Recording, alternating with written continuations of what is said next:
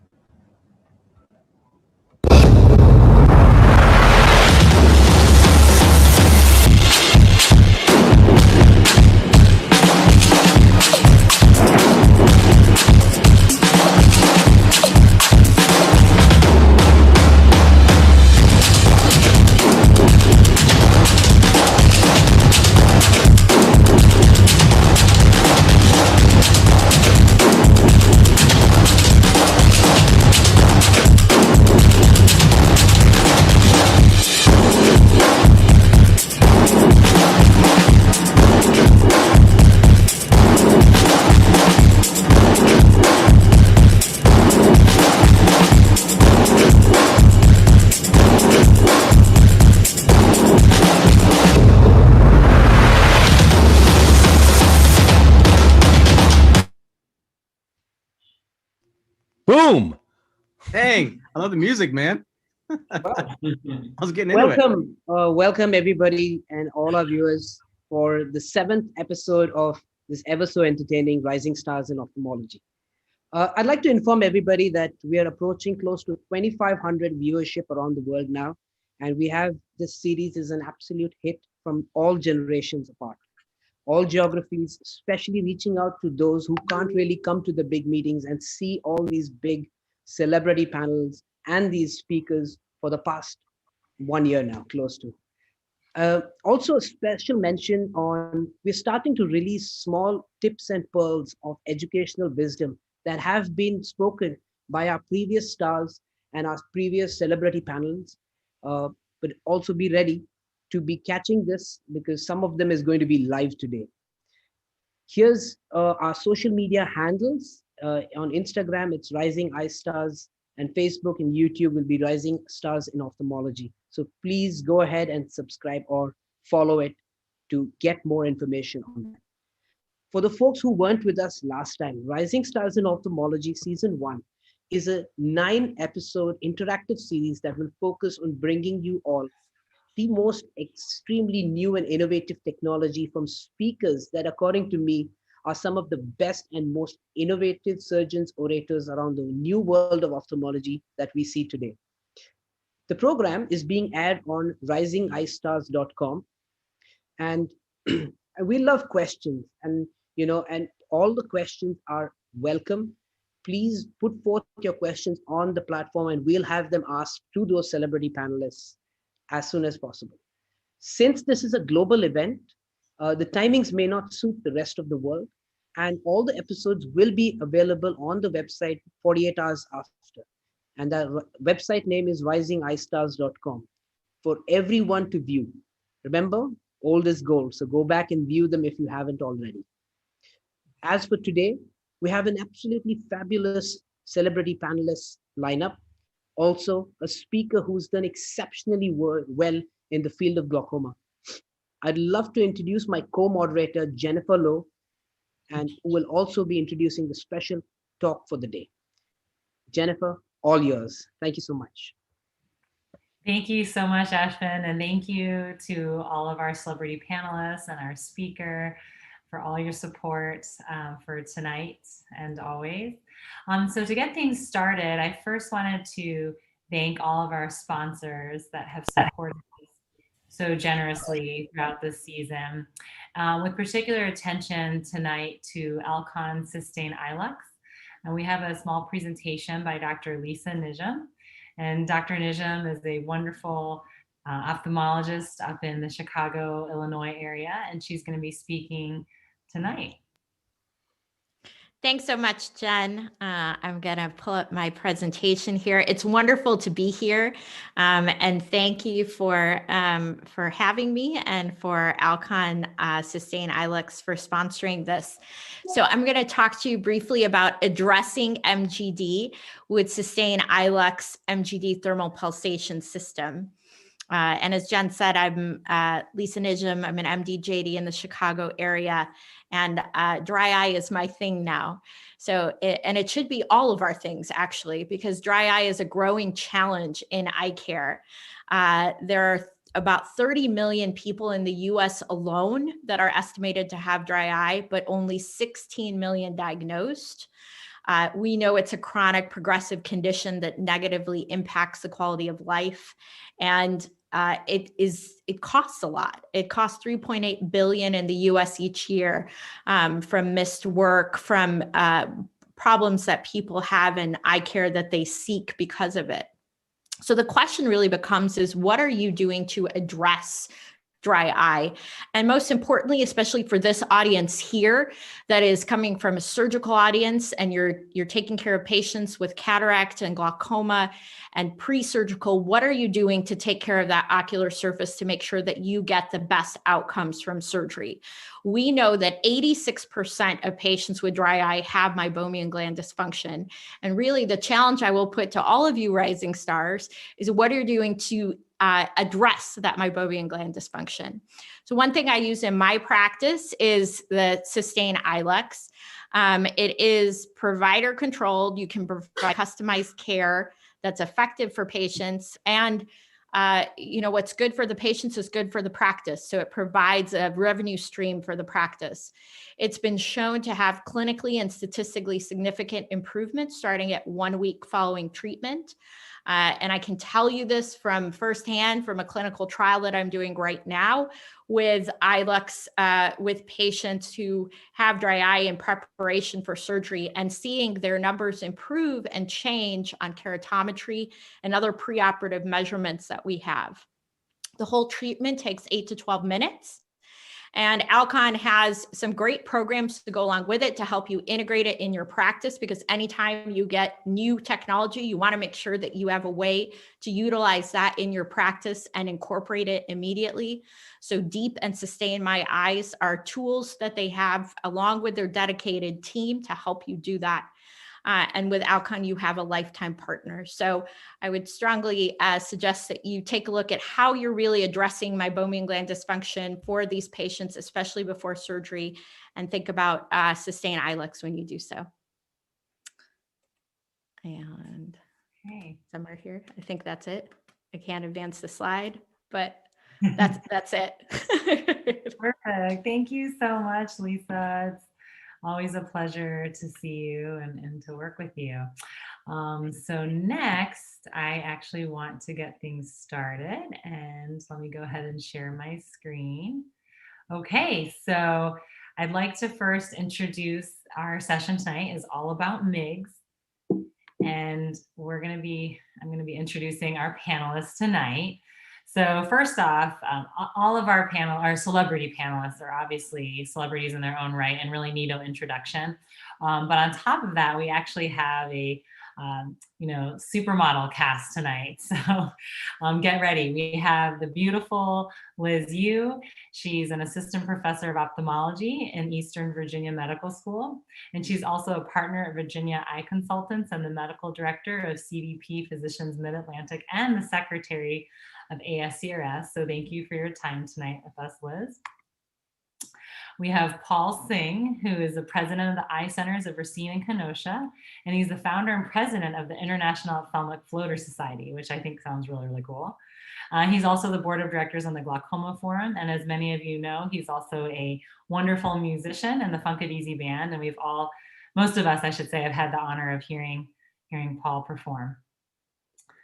And last but not least, we have the famous Ike Ahmed, who not only is an amazing glaucoma surgeon, but probably wins the award for having the most beautiful eyes in ophthalmology. I'm quite jealous. He's the assistant professor and director of the Glaucoma and Advanced Anterior Surgical Fellowship in the University of Toronto in Canada, and the division head of ophthalmology at Trillium Health Partners in Canada. So thank you again to all of our amazing celebrity panelists for your time tonight. Okay, so next up, I'd like to introduce our speaker, our rising star, who's prepared an amazing presentation for you. And she is Valentina Lozano. She was born and raised in Chile, and she relocated in 2008 to Florida with her family. So she made quite a big move. She trained at the University of South Florida. She received a Bachelor of Science in Biomedical Sciences, summa cum laude, honors college, and president and founder of the Field Hockey Club, which is awesome. And here she is. I love this photo, actually. She was just getting her first call of acceptance into medical school program while playing field hockey. So good multitasker, right? Here she is graduating in the University of Florida for medical school, where she also did her ophthalmology residency. And last but not least, she's here at University of Toronto, recently finished her fellowship with Dr. Ahmed. Some pretty cool photos in the OR there. And now she's relocated to Los Angeles as a glaucoma surgeon. And I think there's a few last photos here. I was going to give Dr. Lozano the opportunity to sort of describe what these photos were before she launches into her talk. Sure, a couple of hobbies here. I do love all the board sports. So I posted one like longboarding and wakeboarding. Then on the middle, I just started my own website. So that's the link. And basically, I just like sharing all my experience, you know, coming from South America. I love sharing my experience here in the US with all the ophthalmologists around the world. And I also enjoy macrame and mission trips. So on the bottom left, I went to St. Vincent and the Grenadines doing some mission work, and I hope to do that in the future. Awesome. Well, thank you. Thank you so much. And now I'm actually going to turn it over to you to take over the presentation. Sounds great. Thank you for the wonderful introduction. Hello, everyone. I'm here in LA, California.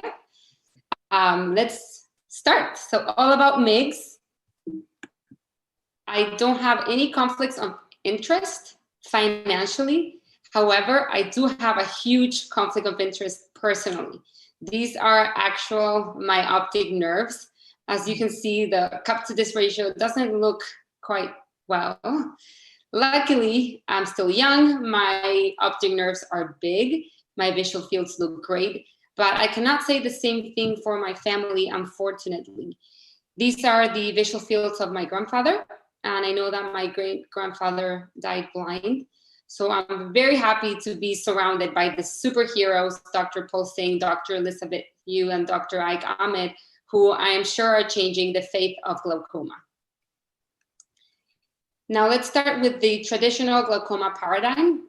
Before, we used to have heavy medications, lasers, and then there was a huge gap between this and surgery.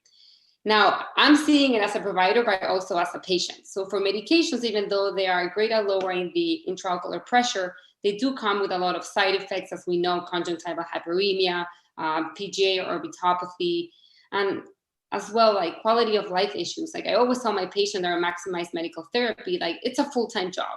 I can barely take one medication. How do I expect my patients to do the same if I cannot do it? And then as far as surgery goes, before we could only offer trabeculectomy and tubes, which again, they're great to lower the pressure, but they do come with consequences. As we know, multiple risks. And again, putting myself as a patient, I wouldn't want to have any of these procedures in my eye.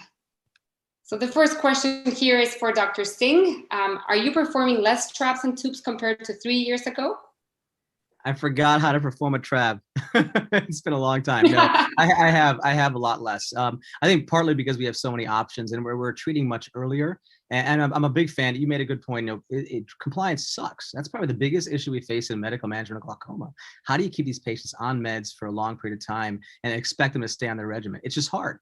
And so now, because we have so many options, whether it's laser, drug delivery, or other MIGS procedures, we can intervene much earlier when the target pressures are much higher than they would be, let's say, if they're more advanced, hopefully preventing progression over time. So yeah, I think I'm doing a lot less. And even the subconj space, we have those safer subconj MIGS procedures that we do more now.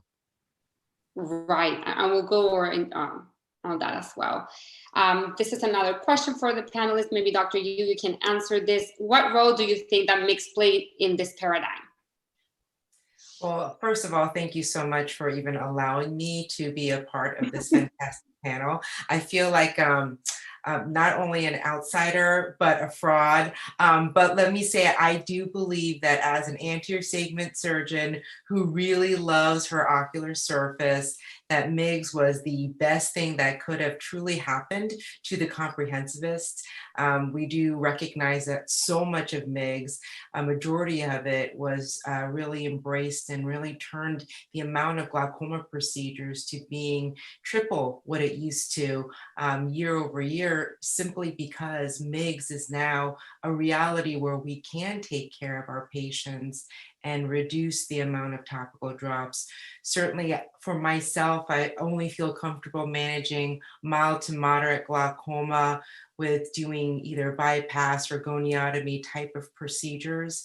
Anyone who has a very vulnerable nerve, that's where my glaucoma light then refers to my in-house glaucoma specialists, because I want them to be able to do what is best for the patient, which may be a more invasive procedure, or to be able to manage them in the instance postoperatively if they need that type of management.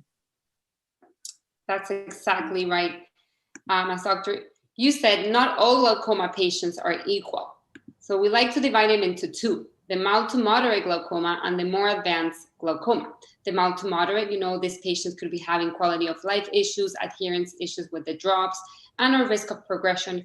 But then we have those more moderate to advanced glaucoma where they do have significant progression and high risk morbidity surgery. So in this talk, we want to target the mild to moderate glaucoma patients. And I like to compare like heart surgery with glaucoma surgery. You have the invasive surgery, you have the minimally invasive surgery.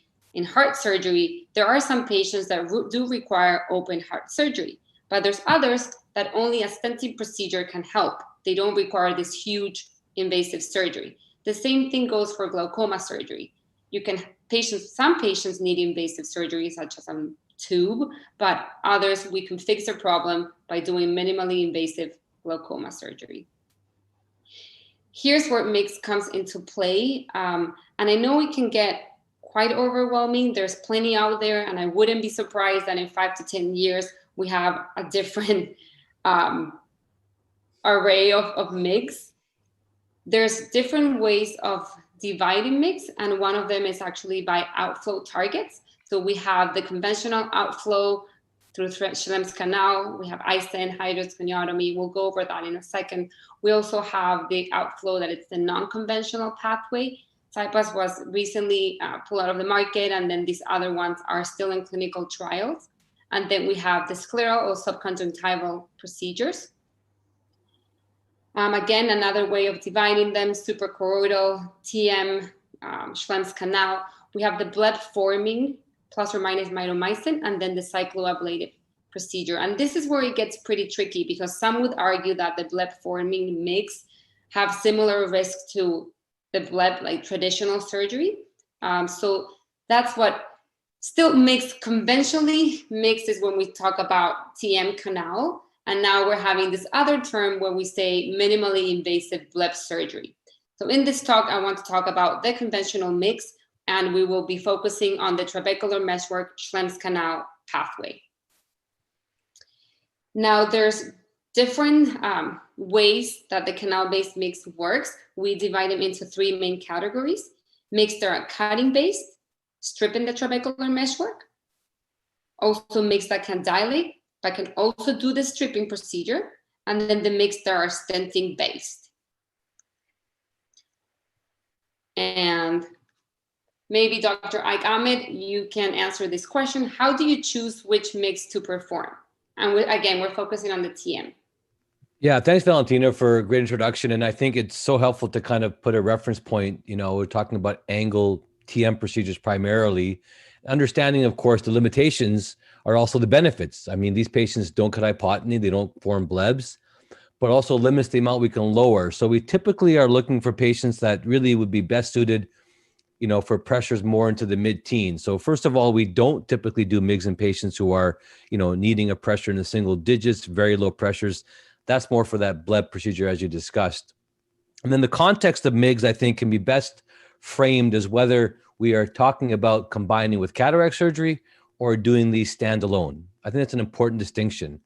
Nowadays, certainly in North America, it's hard to justify going to cataract surgery for someone who has glaucoma and not offering some procedure to reduce the medication load, if not lower the pressure, which we know can be done when we add MIGS beyond cataract alone. In fact, studies show that not only do we reduce medications and pressures, comparatively speaking, we actually reduce the need to go on to further surgical intervention, which is a big, big, big finding. And this really relates to the fact that compliance is better when we have patients on less medications and fluctuations are better. So I think that's an important point with phaco. I tend to find, I try to do the slickest procedure with cataract surgery as possible. And that means typically we're looking at stenting or some modification of some sort of a cutting procedure. When we talk about standalone, however, the bar is a bit higher, right? We need to get there to lower pressure, and we're going only for that reason. And for that purpose, we look at perhaps combining an otomy procedure with dilatation and even stenting. And this is, I think, perhaps a bit more of a profound pressure lowering. And that's kind of where we look at these two different options here for patients. And I think the earlier we get to patients, the better they do. I think we're finding data to support that. Leaving patients till they're much older in the course of disease, the outcomes aren't quite there, but intervening earlier not only prevents further need to go to major surgery, but also reduces or increases the success rate. So that's kind of a very broad answer to a mixed question. But bottom line is, I mean, any patient coming into clinic, we're always thinking, would this patient be best served by intervening earlier with a safe procedure like MIGS? Yeah, thank you. So again, there are plenty of MIGS to pick from. Which one is more potent or less potent is still debatable. I know that there are a lot of comprehensive ophthalmologists listening to this talk. So I always say when you're new to MIGS, just learn how to perform one procedure well first. Whichever you prefer, just talk to the rep, get a handful of cases to be done in just 1 hour a day. So you really get used to that procedure on that same day. And then practice, keep a record of your results. And once you have one pretty well tackled, you can go with the other one. So now I want to show you a few videos of what I meant with stenting, cutting, and dilating, a few examples. We will start with an example for stenting. So this is the iStent inject, which is different than the first generation iStent. As you can see, it comes with a guide wire. And what you want to do is try to place the guide wire right in the middle of the trabecular meshwork. Once positioned properly, you activate the injector and the stent will deploy. The same thing goes for the second stent. This time you want to place it at least 2 clock hours apart to maximize the amount of collector channels. And just a couple of pros here, just try to keep the stent coaxial. Make sure the wire is straight and not touching the walls of the injector. Otherwise, it will torque and may cause dislodgement of the stent. And in the video, you were able to see some blood reflux coming out of the stent.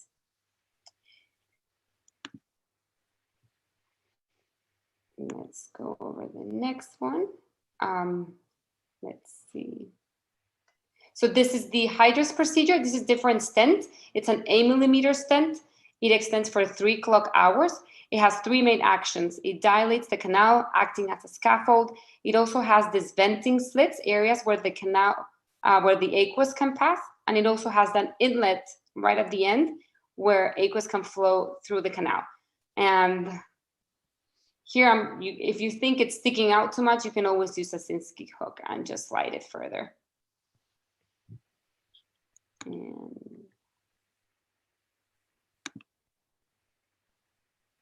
I didn't know how to get rid of my logo, I'm sorry. This would be an example of GAT, or gonioscopy-assisted transluminal trabeculotomy. And let's go here. Okay, so here we are using a 5-0 Prolene suture.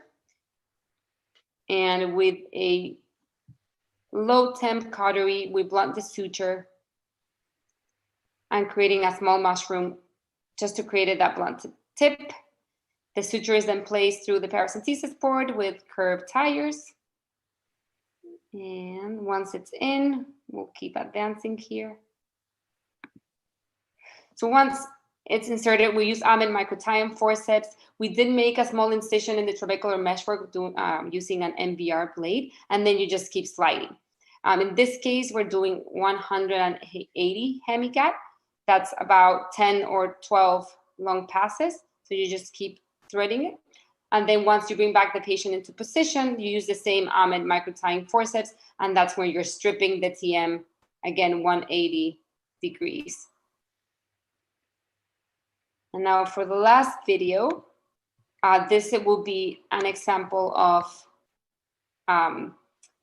dilation.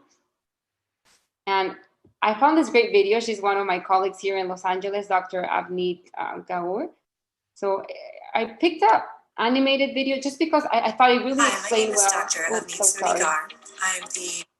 It really explained well what it does. So let's go advance it a little bit more here. Okay, so the Omni, it's a catheter that goes a little bit over 180 degrees, so 200, and it injects OVD once you retract the catheter. So here we are making a small incision in the trabecular meshwork. We are inserting the catheter. You'll see it reaches about a little bit more than 180, but once you retract, that's when it injects the OVD. And then you go back again with the same catheter, and that's when you perform the stripping procedure, just as we did with the GAT with the 5-O-proline.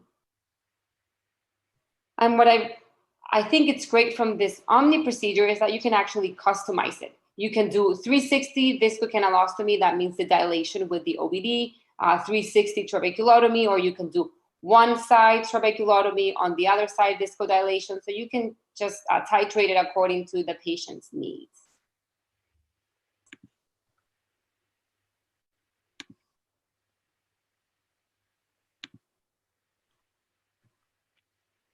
Sorry, I don't know how to get out here. We can't get rid of Avneet. Damn it. Avneet is a virus. This wasn't happening before. 1 second, bear with me. Okay, I'll stop sharing and I'll be right back. I would like to ask a question here. When you do the stripping, I mean, you can correct that issue, and I'll ask the celebrity panelists. When you do the stripping, do you kind of gauge how much the IOP goes down? And based on that, do you check if I do only 3 clock hours, 6 clock hours, or is it we just strip hemi each side? How does it work? How does the IOP relate to the stripping?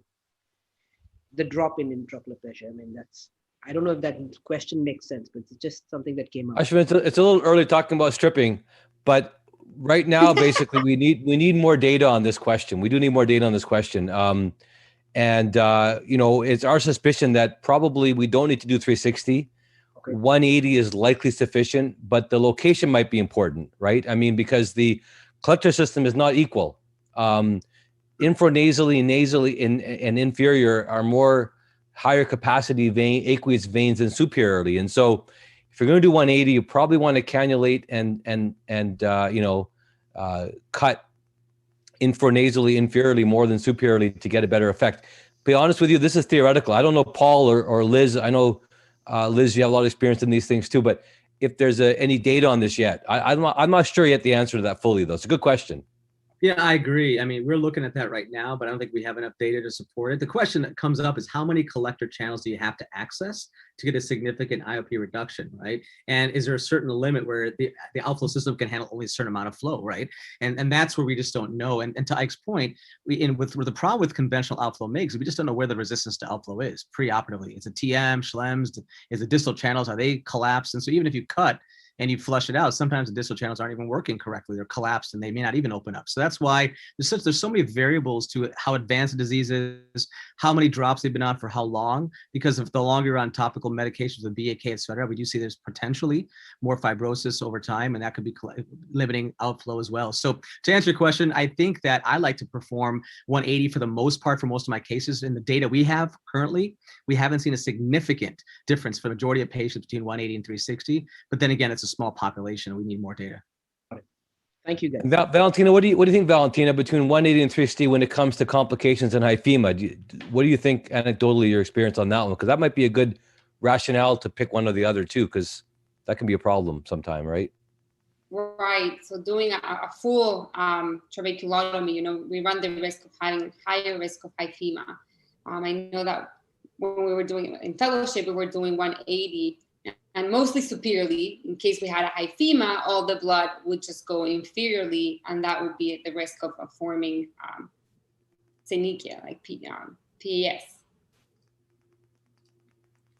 Yeah, also, I think it's also important to realize, the age of the patient. Maybe we're going to get there, but for me, I like to cut if I need to cut, but I like to viscodilate if I can and protect the TM as much as possible, because we don't know if we have a younger 55-year-old patient who doesn't have a cataract phakic, and if I can do a viscodilation only potentially, and maybe do an SLT afterwards or something to maintain the health of the TM for the future, I try my best. So I try to also limit to 180, so that way I have the other 180 if I need to for something else in the future potentially as well. And there might be some physiologic benefit of having a native TM in some patients too.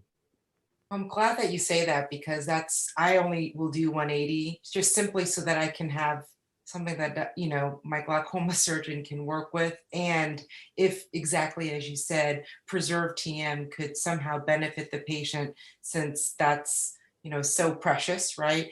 But the other question, I actually brought this up and I just wanted to see what you guys thought. Do you stop blood thinners on your MIGS patients prior to doing MIGS? I mean, I've had one patient where I did a goniotomy and they developed a hyphema that filled the entire eye, and that was devastating. I mean, the patient did great, but it certainly was a hairy 15 days after surgery for me. And at that point, I kind of made it an absolute contraindication to being on anything that could thin the blood. Valentina, what do you do? Well, again, in fellowship, for the regular stenting MIGS procedures, we didn't stop the blood thinners. But when we were thinking about doing a cutting procedure, such as GAD, we would stop that. Of course, you have to talk to the cardiologist or the provider before we would go ahead and stop it, but we will be in touch with them. Because the risk of hyphema, it's major. No, absolutely. And there's always a risk of any of these stenting procedures of a hyphema. I think we have to also appreciate that when we see reflux of blood, it's more reflux more than cutting or bleeding. So, I think what I found is whether you've stopped blood thinners or not, you really got to make sure you pressurize the eye at the end of the case. And one pearl I found that's helped me a great deal is at the end of the case, pressurizing the eye, but not decompressing it right away to physiologic pressures. To pressurize it, wait, and slowly decompress the eye. Now it seems like forever, like people like me who have ADD, I'm like, oh my God, this is way too long. But I slowly decompress it, bring it down, then wait, and then bring it down and wait. And I found that has less chance, doesn't mean it's not going to happen, but less chance of developing hyphemas, regardless of whether I'm blood thinners or not. That's kind of what I've experienced so far. Has anyone ever seen a delayed hyphema? Like I recently did an Omni and then they were fine the first day, and then over the weekend, so day 3, they called, and when I saw them, they had a little bit of a hyphema. So that wasn't there at day 1. Has anyone seen that before? I've seen it. Yeah. Yeah, I have too. Ike was going to say something. I'll let him go ahead. He had No, that. I mean, I think what Dr. Singh was saying, you want to keep that eye very pressurized, so the pressures are high, so you're not bleeding. And once it starts getting decompressing slowly, that's when the bleeding can start. So we do see that a few days after the procedure. Yeah, I take it one step further even, and purposely leave viscoelastic in the anterior chamber. And I will rather tolerate a bit of a higher pressure, even 25, 30 for the first day. These are mild to moderate, they can tolerate that. And then after a few days, it of course drops down. But that does require us to watch the patients and even see them same day. It's just so much easier to avoid bleeding than have to deal with it when it happens afterwards. Because bleeding, for the most part, I mean, Liz is right. I mean, it's just a longer recovery and they do okay. But sometimes they get synechia. Sometimes their pressure spikes after with the blood. They're unhappy with the delayed recovery. So, if you're doing more than 90 degrees of anotomy, and the more you do, the more chance there is, then I think it's wise to try to see if you can hold, anticoagulants and antiplatelets meds. But even if you're not, it's a good idea to leave a bit of OVD, and that's kind of been our philosophy. Okay, that's great. So you'd rather deal with a slightly higher pressure post-operative? Yeah, and we're even 30% of the eye with, sodium hyaluronate. I mean, not a ton, but just enough to make sure that the pressure would be maintained elevated for the first 24 hours.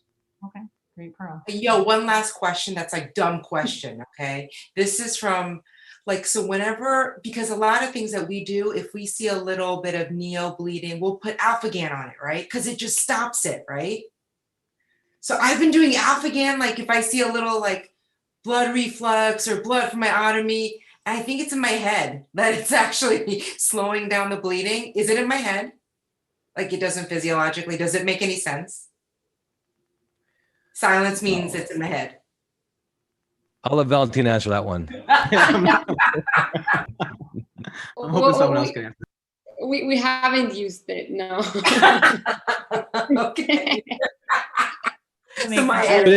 But it may in fact provide a smaller mesopic pupil, perhaps, if you're worried about glare and halos after no LASIK. wider looking eye, right? The So eye- there's wider less eye. glare from the hyphema. That is awesome. I'm gonna ask a question to everybody here. So do you give more steroids when you see more heme? Because I don't think that steroids help if you have more heme. I know a lot of doctors will say I'll bump up the steroids, but it's not an inflammatory response when it's more heme. So I'll keep the steroids the same. Anybody change their steroid regimen with heme? So I Well, agree. Valentina knows that we have a debate within our fellowship. One of our preceptors would be quite aggressive with the steroids early post-op, and I wasn't. I was more just routine. I don't know if it has a role really in helping with hyphemas. Going Are from you talking about? I agree. Yeah. Hey, no Well, names. Come on, no names. No, but he would do that because most of the patients that he would perform a stripping procedure, most of them had uveitic glaucoma, you know, so that's why he would go pretty hard on the steroids. I don't necessarily think he was doing it for the hyphema part. The only time I'll ever increase steroids is if I completely flubbed up the surgery and started ripping the iris for some reason. And then I get more bleeding and I get more inflammation. Otherwise, if you're just completely in the TM, there's no reason to increase the steroids.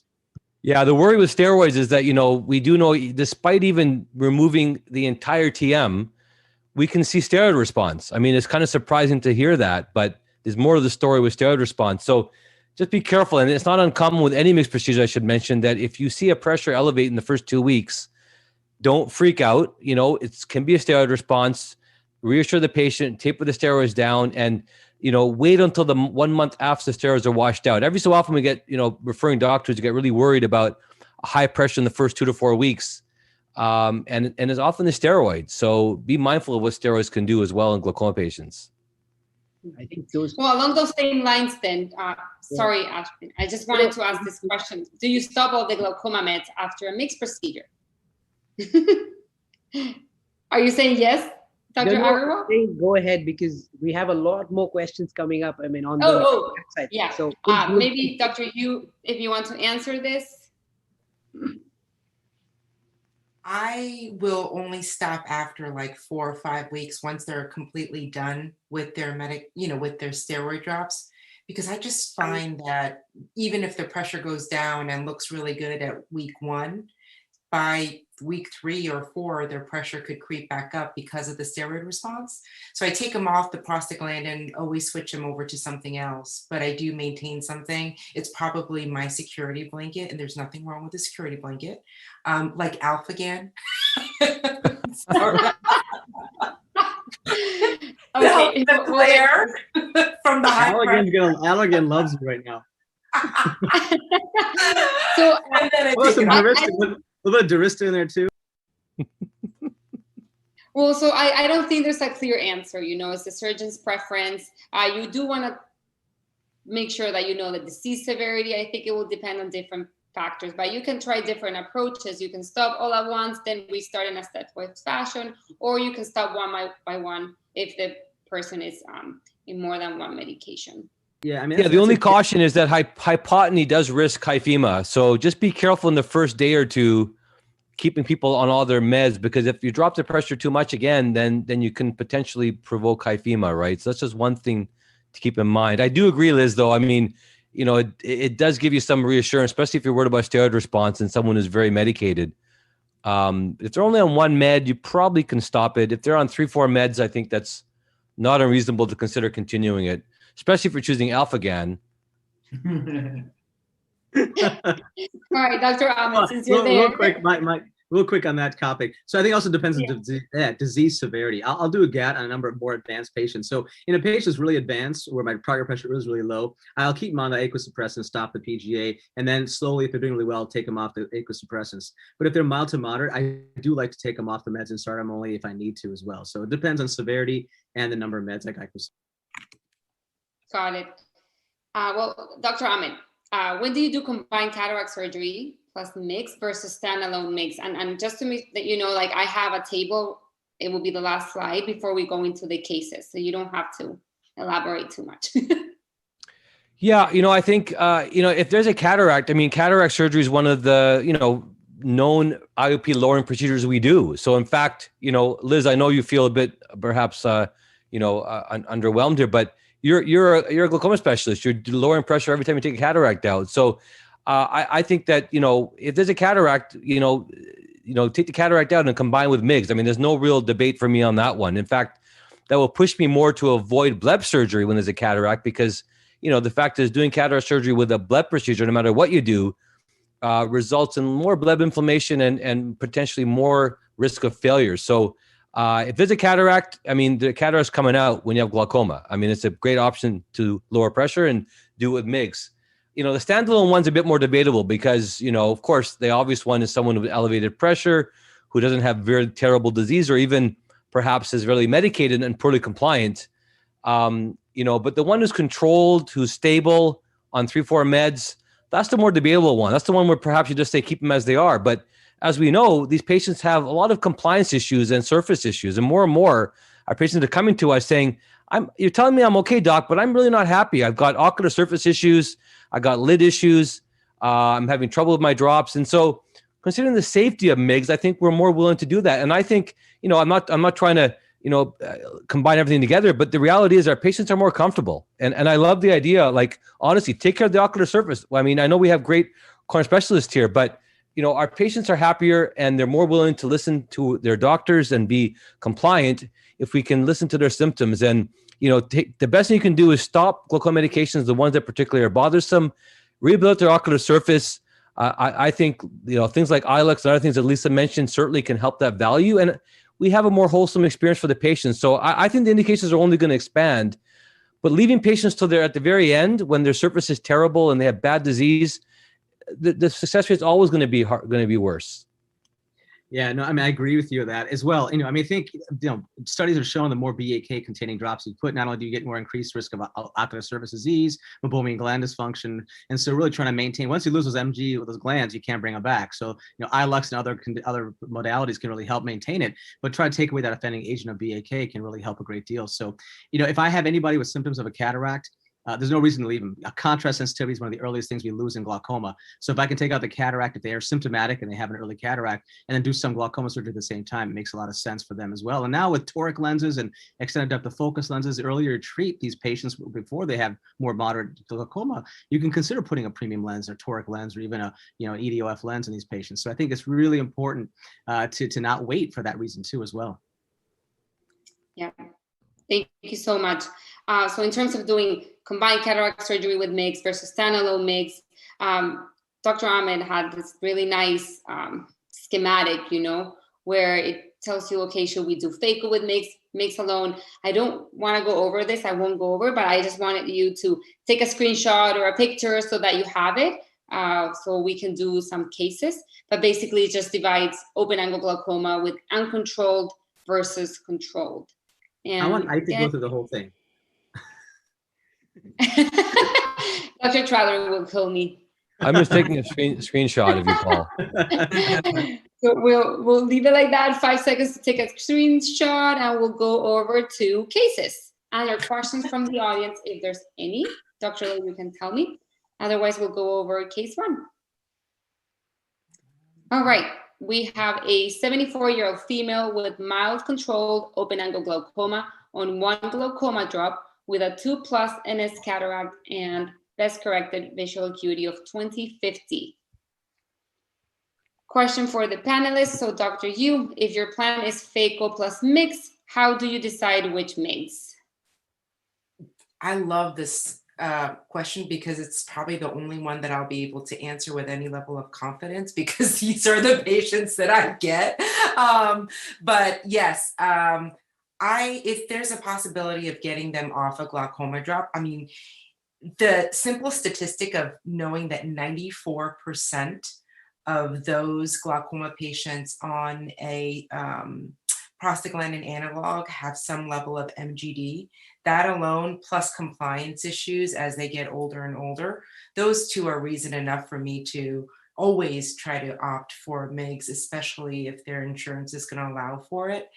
I always would prefer to start with a stenting procedure, if only for the sake of being able to spare doing a cutting procedure. But the truth of the matter is, I hate to say it, but insurance often will dictate what I do. And sometimes, but I mean, I love performing a KDB goniotomy, and, in this region, so many more insurance plans cover it well versus trying to do a TM stent procedure. Right. So the insurance companies are a major role here. But yeah, so stenting, that's a great idea. As I said before, whichever you feel most comfortable, I think that will be the best mix that you can do for the patient. Case number 2, we have a pseudophakic 65-year-old male with mild open-angle glaucoma. IOP is above target on maximized tolerated medical therapy. Slight progression on visual fields. IOPs are 24. Patient has had previous SLT in both eyes. Question for Dr. Ahmed here. Tube versus trab versus standalone MIGS. If MIGS, how do you decide whether to stent versus cut or combine? Yeah, I mean, the fact this patient is mild here would really make me move away from something that would really dramatically change the anatomy and physiology of the eye, meaning bleb procedures. So we would cross that out, and certainly this is a prime candidate for a patient that would benefit from MIGS. Of course, there's still a potential they need more surgery, but why do that as the first option? And so that would be standalone MIGS. This is a classic scenario, as you mentioned here. Even if there's no progression, the fact that pressures are above target will give me a strong consideration. Now, in the US, of course, we don't have a stent procedure that is yet approved for standalone. That makes it a bit challenging. We've had experience with stenting standalone, and we believe it's a viable alternative.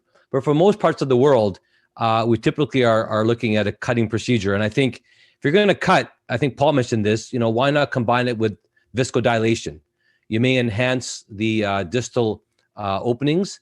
You may provide some temporary tamponade against hyphema, and you can do 360 visco, and you can do 180-degree cutting.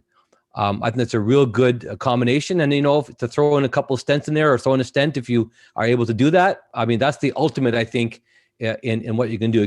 There's cost involved too, though. So I think if you're going to do a single procedure nowadays, currently, until we have more data on stenting, a viscodilation 360 with a 180 otomy focused on the infranasal area and nasal quadrants, I would say, to get the best effect. And I think that'll give you, I would say, an 80% plus chance you're going to get a pressure down to the mid-teens in this patient with or without medications. That's what I would tell you. Yeah, if this patient was on only 1 or 2 meds, I think a viscodilation alone, like a canaloplasty, would be fine. I've done a number of those patients. But yeah, I think if the patient was on like 3, 4 meds plus, the best chance of getting them off those meds, I think a combination, like I was saying, would work well. Off the question, just off this, I'm not talking about this question, but there has been a question that's come up on our website. And I just wanted to ask that right now because it relates to viscodilation. Is there any data that viscodilation along with a stent and no trabeculotomy works as well as a trabeculotomy? Is there any data on this? Did I put the question out there? I'm just going to put it on the chat as well, just in case anybody. There are studies we're ongoing right now that actually are about to start as well. But I don't know if any good data sets that are available right now to compare the two, but they're being right now started. Yeah, no comparative, but there are case series in either approaches. For example, Mark Gallardo, myself published a couple of case series, even comparing ab externo and ab interno, and Mahmoud Kiami as well has done on viscodilation, and of course we've seen the cutting procedures. But but nothing yet on a comparison. And of course, don't forget, when you're doing dilation, you're also doing a bit of cutting, right? It's impossible to not do a small goniotomy of at least a couple of clock hours when you're doing that dilation. So, you're never doing a pure dilation. You have to get into the canal, so you're doing a bit of an opening. And that otomy, it probably does provide some outflow there as well. So something to think about there. So I think we still need to develop more information on this. And like I said, for me, the best balance is right now is a 360 visco and a 180 or so otomy. We also don't know how much viscoelastic we need. I mean, they're different products. The Omni does a certain amount of 5.5 microliters of viscoelastic per 180. And then you have something called the iTrack catheter, which gives you more control of how much viscoelastic you want to push. And there's no data out there that tells us how much viscoelastic we need to actually put in the Schlemm's canal to get a better efficacy. So that's also something we're trying to figure out too as well. Right. There's a question here that someone may want to answer about if a stent is placed, which one is preferred? It's a pretty simple, non-controversial question that probably Liz would want to just jump in and answer. I have one for Liz. My go-to is the iStent. But the iStent inject. I think it's really surprising. Like, I'm surprised at how much actual blanching that I can see from that little device. So I like it. I will say still use first generation iStent when I can. I don't know if I still am able to, because I'll do a little mini goniotomy at the same time. And I'm just getting into Hydrus, but it seems to make a ton of sense to be able to dilate the channels. And it does seem to, just based on the literature, one, be safe to the endothelium based on the longer term data, and two, provide a potentially better lowering effect. I'll see if it does in my own hands on both accounts. Got it. All right, so last case. Go ahead. We have a 76-year-old male with moderate pseudoexfoliation glaucoma and progression, mild cataracts, 2025. Tmax has been 30. This patient has had SLT and is on maximized tolerated medical therapy. So this is for the panel. It's a challenging case. Should we proceed with phaco or not? Do we do MIGS here, or do we do MIPS, minimally invasive bleb surgery? And the IOP currently is? So let's say 20, let's say 25, 20. Yeah, I think, it's really important to recognize that any patient going into glaucoma surgery, whether it's MIGS or not, has to realize that this may not be the only surgery they'll ever need. And so no matter what we do, I always tell patients, look, if this doesn't work, we have other options. So for me, I try to still, in this moderate patient, try to maximize the outflow to the conventional pathway. So this is a patient I would do, I've done a few of these patients now, combination of multiple MIGS, viscodilation 360, 180 otomy, and then put a stent in like a Hydrus in one of the other 180 where I didn't cut. That way I'm truly maximizing the outflow system as best I can. And if that doesn't work, well, then I tell the patient we did everything we could. Let's go ahead. Then we have to do a bleb surgery if need be, if it doesn't come down low enough. So that's kind of how I would approach it, still maximizing the conventional outflow pathway. If they have a cataract, even as 2025, glare testing, BAT testing, if they're having difficulty with night vision color contrast, I would recommend it, because pseudoexfoliation, the harder that lens gets, the harder it is to take out. And we want to take it out much earlier if possible. Paul, I just want to say I'm a little disappointed in your answer. You're forgetting they're on max medical therapy, so they clearly have dry eye. You should have added eye lens. I mean, and then I would do, so before, to get their eye ready for that premium lens I'm going to put in their eye, like that toric lens, I'm going to do an eye lux to get that lid cleaned up, make sure it's nice and clean, so that way I get the best biometer readings. There you go. Those are some great pearls. Those are some great pearls. I like the pseudo-X early cataract extraction part a lot. I mean, it's much easier, in my opinion, dealing with an IOL issue with weak zonules than dealing with a cataract with weak zonules. And I think the benefit of phaco with pseudoexfoliation is more than in non-pseudoexfoliation glaucoma. So I like that.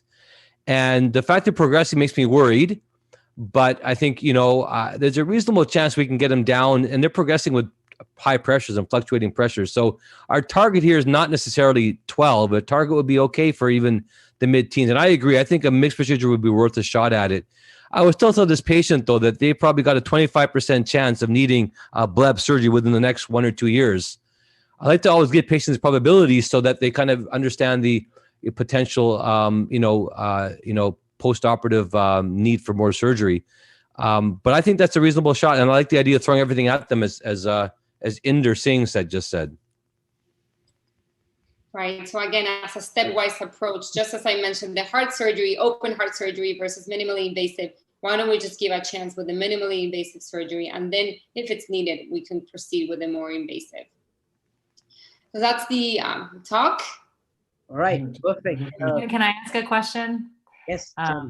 Just along the MIGS line, of course, but a topic we haven't really discussed is, what about the micropulse therapies, the CPCs? Is anyone still doing that? You know, I remember the G6 laser was kind of cool for a while.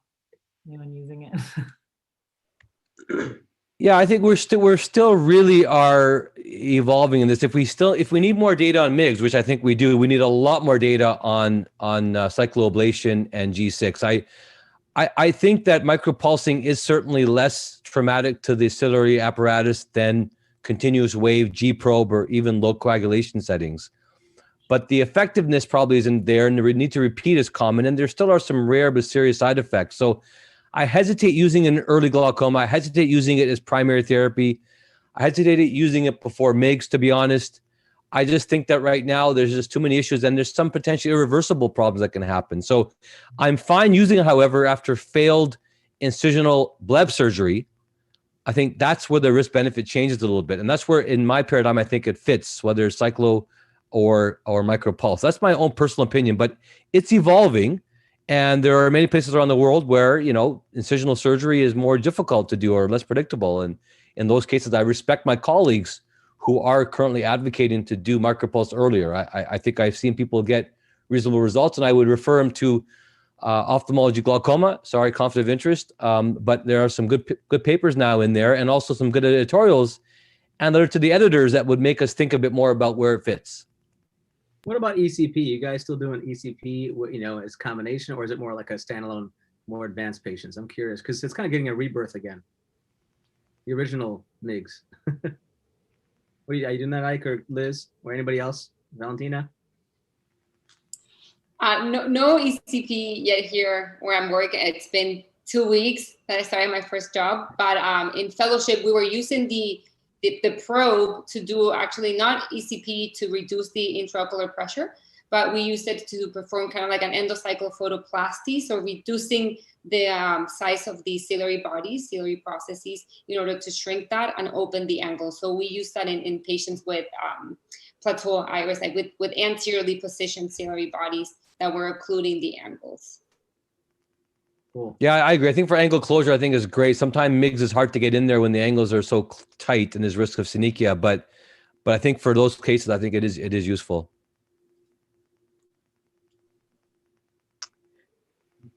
Ashwin has more questions, it looks like. Yeah, there's some more questions that are coming. We're only halfway through the webinar. This is the double, right?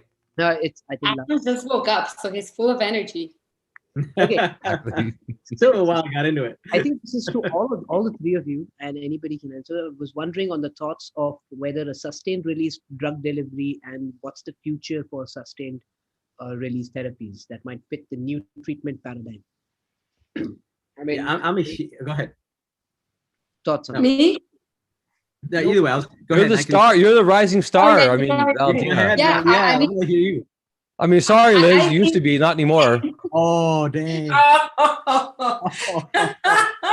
Why would you even say that about me? I love you no more. You're already a star. That's I'm why. always rising. No, I'm just kidding. I think sustained drug release it's going to be great. I mean, the patient doesn't have to be using those drops. We prevent all the ocular surface disease. So I think it's great. I mean, it's part of the interventional glaucoma that we're living now. There's more options now that are best for the patient. So yeah, I'm all about it. I think where I work, we're running some clinical trials. So I'm so looking forward to be part of it. I totally agree. I think it's definitely it's going to be another adjunct to help us. And I'll tell you where I think it's going to help a great deal. It's going to help those non-glaucoma specialists who are comprehensivists, who don't want to do glaucoma surgery, who want to get involved with some interventional mindset. And I think offering a drug delivery not only helps obviously help the patient, but also primes the patient to appreciate a life without having to take drops. And for standalone MIGS, let's say you do a MIGS standalone, you don't quite get there, right? And a lot of doctors are afraid to offer standalone MIGS because of the fear of achieving that goal of either pressure reduction or medication burden reduction. So if you go do a standalone MIGS, come back and the patient's back on drops, you feel like, or the patient sometimes feel like you failed. Well, you got drug delivery to help you in the back end. So hey, let's just do this little drug delivery, keep that world drop free for a while. So to me, I think there's a lot of versatility with it. And I can help from whether it's MIGS, post SLT. I think there's a lot of options to utilize it. Yeah, we're still early. I mean, I know that some people are disappointed that with currently Durista is only one-time application, and you know this happens with innovation.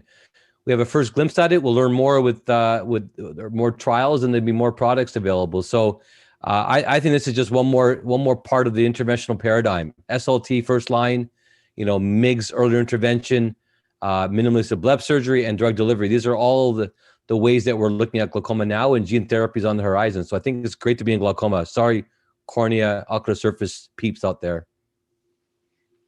Okay, I think this is going to be the last question for the day because we have cut our time for the day and also everybody is kind of sleepy that side of town. So go ahead. Can you please comment on the use and experience of Durista implant? Never heard of it. Yeah, go ahead, guys. I think it's in clinical trials right now. I don't have experience. I don't know if Dr. Singh, Dr. Ahmed can comment on this. What was that? Yeah, what was Durista, the Durista implant, your experience and using the Durista? Oh yeah, okay. That's what we were just talking about, Durista. Yeah. So I mean, I don't know, Paul, you want to talk about that? I know you haven't spoken enough, so I'll let you talk. Dang. Oh. I'm gonna go back and just play the drums for a while. I'm done. Telling you, I'm a falling star. You're too talkative, man. Dang. Dang. Canadians, all those things about Canadians being nice, that's just still not true. Obviously. And go back and drink some Tim Hortons or something. No, just been rubbing off on you. Durista. So yeah, I mean, to Ike's point earlier, yeah, I know there's a little bit of some negativity around only having one implant available, but I think it's an opportunity for us to get ourselves more knowledge about how long it lasts. There is some longevity potential. In other words, by having 24-hour release of, in this case, bimatoprost, are we adjusting the levels of what we call metalloproteinases? Are we disease modifying? Are we changing the natural progression of the disease, keeping the TM and uvascular pathway open better to allow it to less chance of it fibrosing or collapsing over time? Now, we don't know that, but in 25% of the phase 2 trial, 25% of people had 2 years of efficacy with one implant. So, you know, is there a potential for us to change the disease? And I'm using right now this time of only having one implant available to learn more about it. How long is it lasting? Which patients does it do well in? And so I think as we learn more about it, I think we'll get better chances of learning where to use it and what's the best patients to use it in. Your turn, Ike. Good answer. Good answer. I think the safety of this is really well known, which I think is what the value of this is, and it can last a year or more, maybe a quarter of patients. That's a pretty big value add, you know, to obtain for patients. So, and again, this is our first start. It's 15 years in the making, the first bioerodible implant, you know, for glaucoma. So we're only going to get more information and learn more. And I recommend those that have access to it to get involved, to get more comfortable understanding the role of drug delivery. And I know we have people from around the world who don't have access to some of the new technologies, but the reality is, as we heard earlier, and Valentina showed it very nicely, with a 6-0 Prolene suture, a low temp cautery, and a microforceps and a needle, you can do MIGS. So MIGS is something that actually you can do around the world, and it applies broadly. So it's a great place to be. You know, learn more about it, learn the techniques, learn the data. But MIGS has changed the way we look at glaucoma and will continue to do so. And look for the right patients. I thank Valentina for a great presentation and the honor of being in this with this wonderful, wonderful panel here, including Liz. Yeah, by the way, with Durista, right now we're implanting at the soot lamp without a speculum. Yeah. So because, as Ike's point, it's a really important point he made, because when you have a efficient procedure that is the perception of the patient is like an IOP check, really, for the most part. Your expectation for the patient is different than going to a standalone MIGS at an ASC. And so by having it at the slit lamp in the office where it's comfortable, patients are okay, like, yeah, okay, why? If it only lasts me 6 months, big deal. No harm, no foul. I'll go back to drops if I have to. At least I have some time period of being drop free. So that changes the paradigm too, the safety of the procedure. Right. So for the dry eye specialist, I have to know just because beyond drop mitigation, doesn't Durista also prevent all the other kind of ocular surface side effects and the telangiectasis and the lid margin issues and the fat atrophy that topical bimatoprost creates? Absolutely. Absolutely. Huge benefit. Huge. How could you guys forget that point? We waited for you. We want to give you something to talk about, Liz. So can I ask a question? So what about placing Durista at the end of cataract surgery and after a MIGS procedure? So you do all your finish your surgery, then put a Durista in at the very end. So in the United States right now, it's bundled with cataract surgery, so you wouldn't get paid for the actual product. So that's a big no-no for that reason. But you could. I mean, there's no reason you couldn't do it. I think where the benefit comes in is, let's say, post-MIGS, where you're, let's say, not quite there, and after, let's say, a few weeks or a month after, you're like, let me just go ahead and put this to help me get the pressures back down. Or pre-MIGS, like for instance, doing a Zen or something like that, doing a Durista first, getting them off the topical drops, to Liz's point, get that surface healthier, get the telangiectatic vessels calmed down, do some eye lux if you need to, and then go ahead and do your Zen if you need to as well. So I think there's a number of opportunities there before and after MIGS. Yeah, Bill, I like the way you're thinking. I think that, it's probably good to kind of get an idea what the effect of your surgery has been. And there might be some concern for inflammation or CME, I guess, putting an implant in that's going to elute a fairly high concentration right at the time of surgery. So, and because access isn't a problem, right? Slit lamp, it's really a quick procedure and can be done at the slit lamp. Is probably not as advantageous of doing it in the OR when you can do it as slit lamp. So, but there are other procedures that are coming out that do require surgical, positioning, which may be more amenable to doing it with cataract, as you mentioned. Thank you. Right. And I think that calls for a close with the last words being said by the great Ike Ahmed. Thank you so much, Ike. But thank you, Valentina, for this really fabulous presentation, and IPS and Liz for really, backing us with absolute great support. Thank you so much. I also wanted to close by thanking our sponsors as well as Lisa for joining us today.